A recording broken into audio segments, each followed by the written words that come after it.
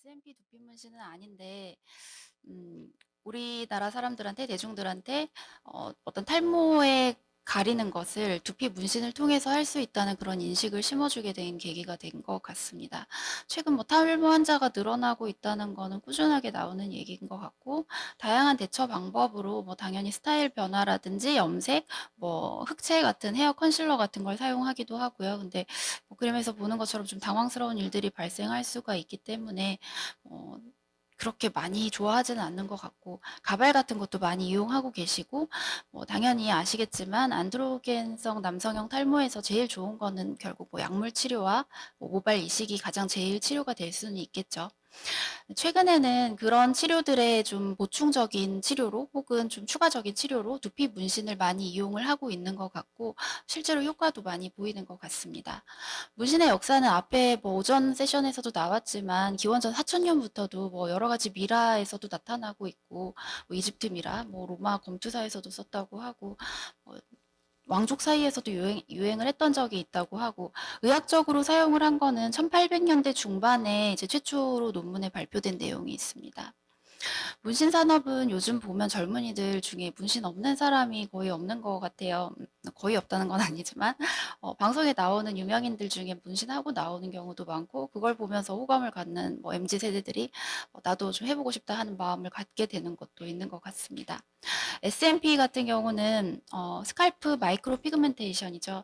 미세 색소 침착술은 의학적 목적으로 문신을 시행하는 것을 얘기하고, 어, 이미 뭐 이제 유두륜 재건이라든지 맥반증 치료에도 많이 사용을 해왔었고요. 마이크로 피그멘테이션을 이제 두피에 적용해 보자 했던 게 2001년에 처음 나왔던 얘기고, 2011년도에 처음 SMP라는 용어를 사용하기 시작했다고 되어 있습니다. 우리나라에서는 VJ 특공대라고 좀 유명했던 프로그램이죠. 거기서 소개되면서 굉장히 좀 센세이셔널했던 기억이 있고요. SMP는 결국 점을 찍어서 머리 이렇게 남자들 수염 깎고 나서도 이렇게 털이 보이는 것처럼 점을 찍어서 내가 머리가 있다라는 거를 좀 나타내기 위해서 점을 찍어서 나타내는 거고요. 전체적으로 봤을 때 두피 문신은 두피에다 하는 문신 전체적인 거를 얘기를 하죠. 왕드레 김 선생님처럼 뭐 머리카락을 나타내기 위해서 하기도 하지만, 예술적인 목적이나 뭐 개성 표현을 위해서 이런 기하학적인 문양을 넣는 것도 다 포함이 되겠고, SMP는 두피 문신의 한 종류로서 대신에 얘는 점을 찍어서 머리를 좀 있어 보이게 하는 목적으로 시행되는 것을 SMP라고 보시면 될 것 같고요.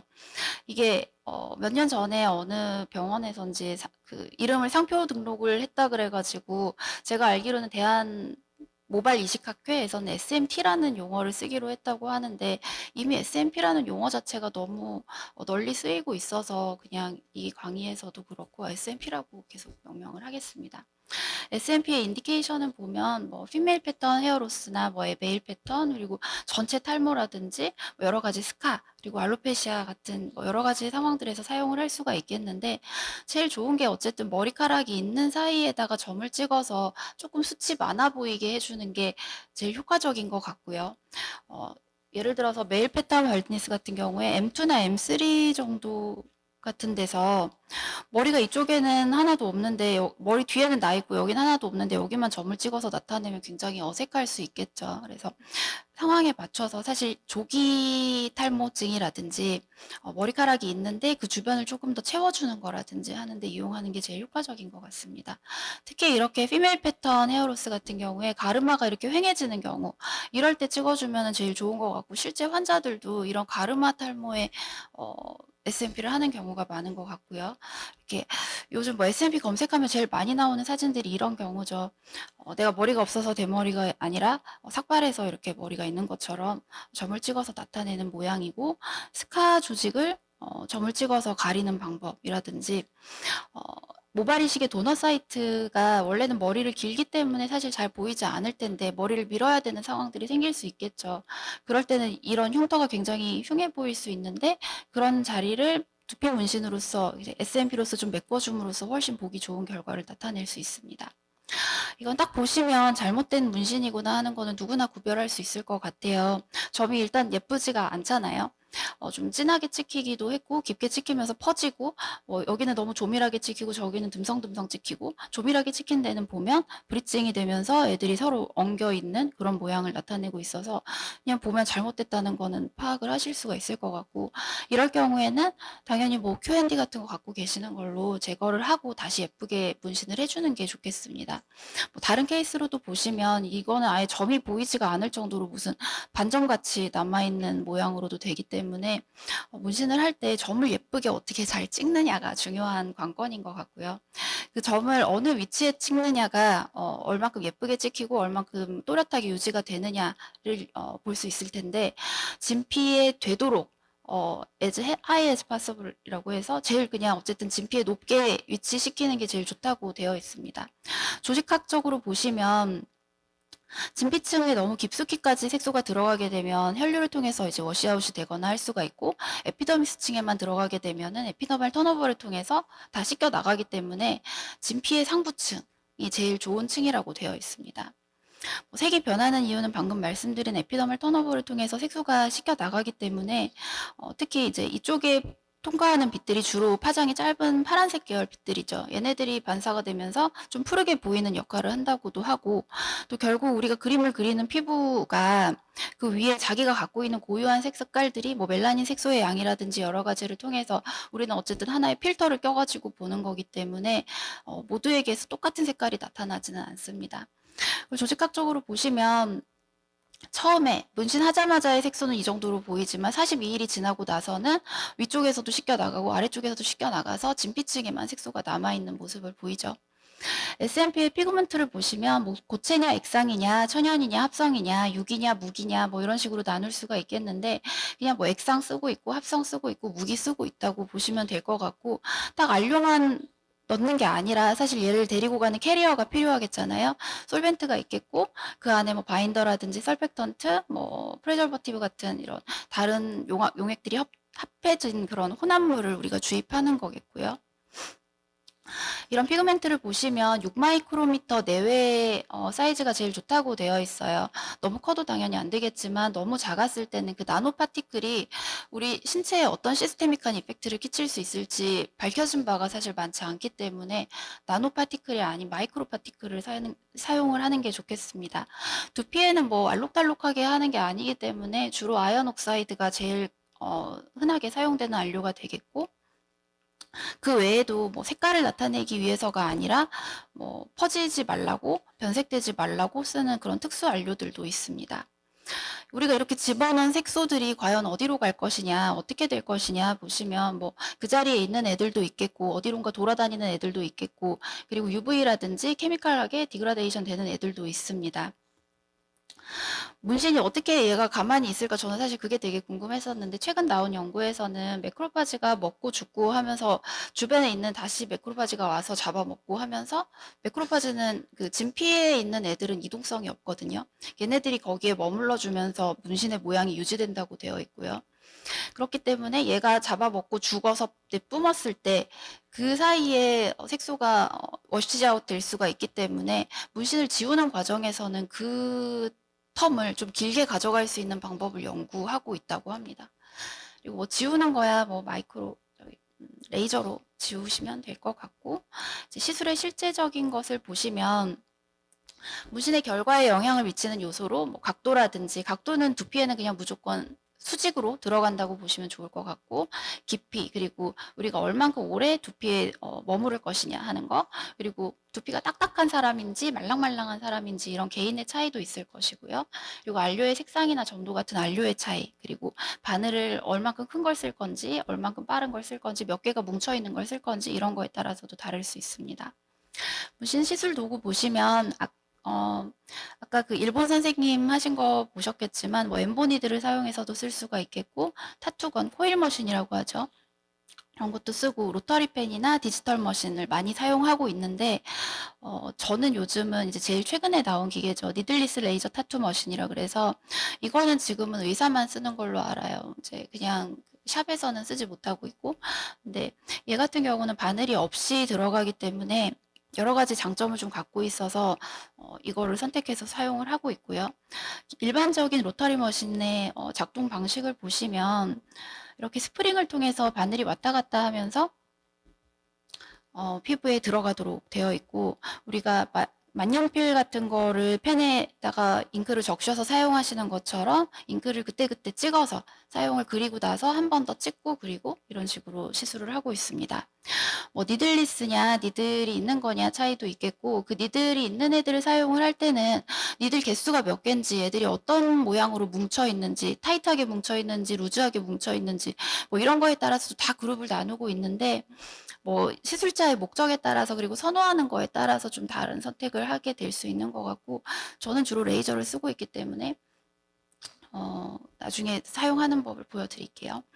시술 전에 준비 같은 경우에는 48시간 전에 패치 테스트를 하고, 당일에는 그 시중에 파는 스케일링제라든지 아니면 근처에 있는 미용실 같은 데서 헤어 두피 스케일링을 받고 오면 더 좋다고 말씀을 드리고요. 왜냐하면 며칠간 머리를 안 감는 게 더 효과가 좋으니까. 그리고 깨끗하게 두피를 해놓고 시술을 했을 때 더 잘 들어가니까 그렇게 될 수가 있겠고, 마취는 뭐 로컬이냐 아니면 뭐 요즘 하고 있는 에노가스, 에어녹스 같은 거 있죠. 그런 것들도 사용할 수 있다고 하는데 사실 하나도 안 아파요. 받아보시면 아시겠지만 뭐 따끔따끔은 하지만 통증이 크지가 않기 때문에 사실 이런 게 필요가 없어서 저거는 낫지만 사용하지는 않고 있고요.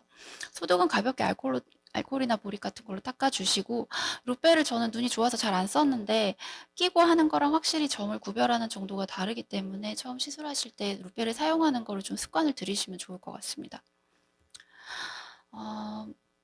프로시저 방법은 펜홀딩 그립으로 우리 연필 잡듯이 잡으시고 직각으로 어플라이 해주시면 될 것 같고요. 뎁스는 뭐 1에서 1.5mm라고 되어 있지만 피부의 두께도 다 다르기 때문에 어쨌든 뭐 얇은 피부에는 얕게, 그리고 두꺼우면 깊게 주입을 하겠고, 흉터 피부라든지 이런 거에 따라서도 차이가 나겠죠.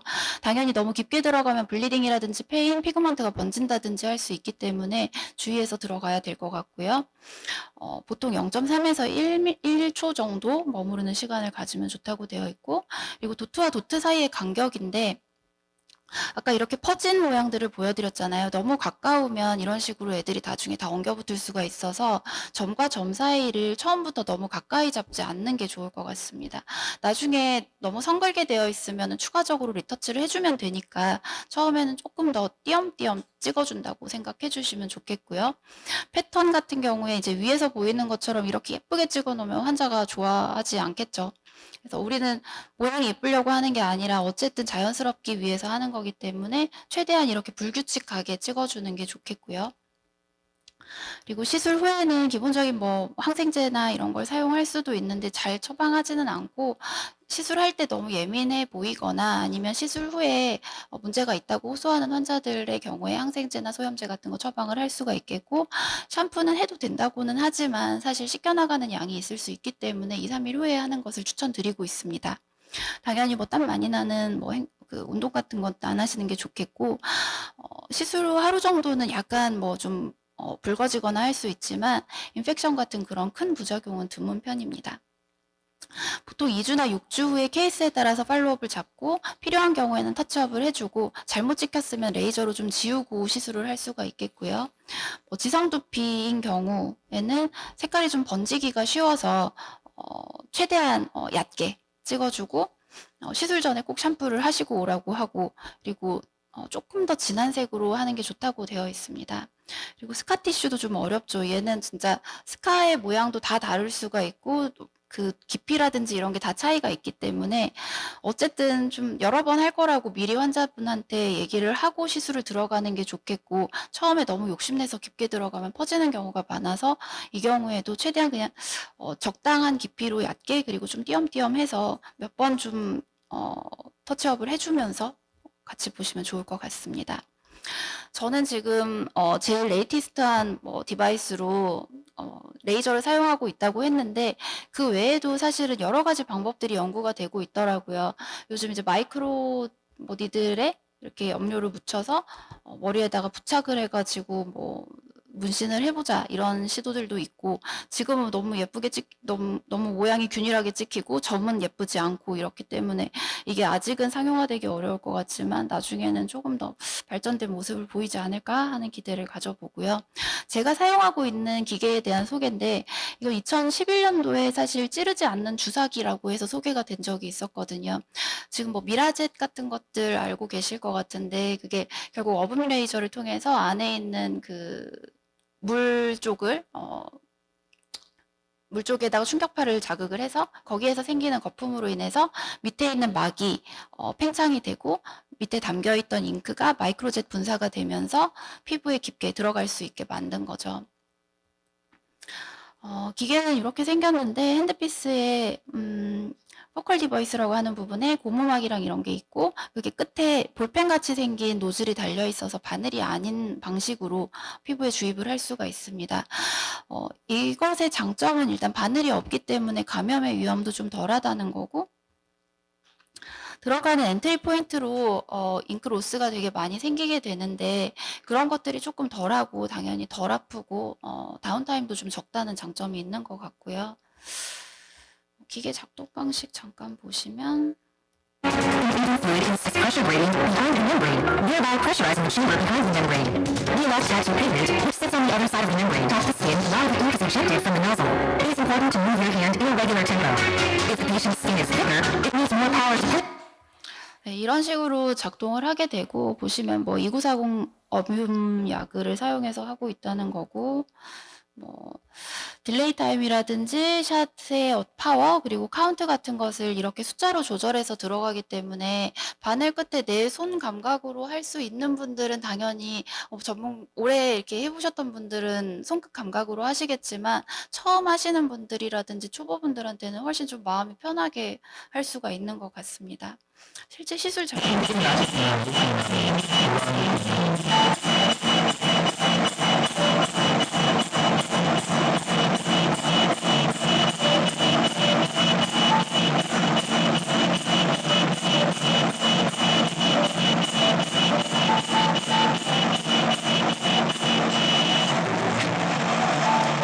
중간에 한 번씩 닦아주면서 점이 잘 들어갔는지를 확인을 하고 다시 이제 시작을 하는데, 보시면 끝에 잉크가 많이 묻어나지 않죠.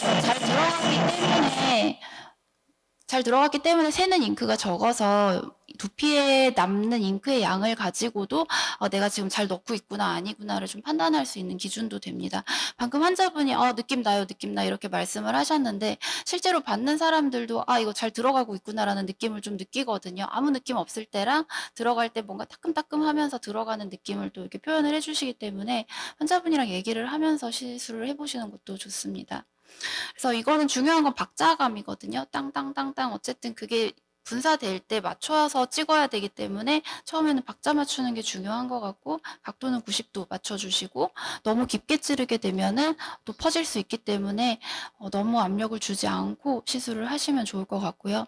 아까 제가 점만 찍으면 뭐 이렇게 된다 했었는데 점을 찍는 기술 자체도 되게 중요한 것 같은데 사실 굉장히 단순한 기술이라서 연습을 해보시면 될 것 같지만 그거보다 더 중요한 거는 내가 점을 보는 눈인 것 같아요. 그래서 잘 찍었는지 잘 못 찍었는지 그거를 내가 찍고 나서 판단을 할 수 있어야지 그 강도 그대로 시술을 할지 아니면 뭔가를 변경을 해서 시술을 할지 결정을 할 수 있기 때문에 지금 이 사진에서 보시면 파란색 원 안에 점 같은 경우는 일단 너무 깊게 들어간 애들이에요. 나중에 퍼질 수 있는 아이들이고, 그리고 초록색 원 같은 경우는 모양 자체가 예쁘지가 않고 찌글찌글하고 뭉쳐있고 막 이런 애들 있죠. 이것도 잘못 찍힌 점이고, 빨간 점 안에 애들은 보면 예뻐요. 동글동글하고 또렷하게 찍혀있고, 노란 점 안에 애들은 이거는 잘 들어가지도 않아서 뭐 며칠 후면 사라질 아이들. 그래서 이런 식으로 점을 봤을 때 내가 판단을 할 수 있으면 조금 더 완성도 높은 시술을 하실 수 있을 것 같습니다. 정리하자면 생각보다 SMP는 간단한데요. 그러니까 점만 찍으면 되는 건데요. 생각보다 또 간단하지만은 않습니다. 점을 찍는 것도 기술이 필요한 것 같고, 또 사람에 따라서 그리고 뭐 흉터라든지 이런 거에 따라서 찍는 방법이 다 다르기 때문에 완전히 간단한 것만은 아닌 것 같고, 그리고 처음 시작을 하신다 그러면 가르마 쪽이라든지 작은 문신부터 시도를 해보시면 좋을 것 같고, 과유불급이라고 하잖아요. 처음부터 너무 욕심내지 말고 우리 리터치 할 수 있으니까 처음에는 조금 더 드문드문 그리고 깊게보다는 차라리 얕게 하면서 조금 감각을 익혀가면 좋을 것 같습니다. 그리고 계속 나오는 얘기지만 이 문신이라는 게 예술이냐 의학이냐 나오는 얘긴데 몸에 그리는 그림 같은 거 보고 뭐 이거는 예술이다고 할 수 있겠지만 외부 입자를 몸에 주입하는 게 사실 안에서 일어나는 반응이 저도 사실은 문신을 하면서 아무 생각 없이 했었고 지우는 것도 아무 생각 없이 했었는데 공부를 하면 할수록 이게 굉장히 많은 반응이 일어나는 거고 몸에서 또 심각한 이펙트를 나타낼 수가 있고 아까 앞에서 봤던 강의처럼 그런 결과들도 있을 수 있기 때문에 굉장히 좀 우리가 조심스럽게 접근해야 하는 게 아닌가 싶습니다. 이게 보도자료가 보시면 올해 1월 달에 나왔던 거거든요. 이게 처음에 엑소좀하고 샤넬 주사 뭐 이런 것들을 주입하는 게 문제가 되면서 피부 내 주입은 의약품, 의료기기만 가능해요. 이래가지고 그런 것들을 주사했을 때 불법이다 하면서 문제가 많이 됐었는데 웃긴 게 지금 의료기기도 아닌 문신 색소를 피부 안에다 이렇게 주입하는 게 합법이다 이렇게 나온 것도 그렇고 또 이제 그런 사람들한테 자격증을 주는 거에 있어서 의사가 또 배제됐다는 거 이런 것들 때문에 사실 저는 의사분들 중에 이런 SNP든 뭐 문신이든 관심을 갖고 많은 사람들이 좀 참여를 해서 우리의 어떤 결과 같은 게 쌓이고 서로 논의해 볼 수 있는 자리가 많이 마련되면 좋을 것 같습니다. 네, 감사합니다.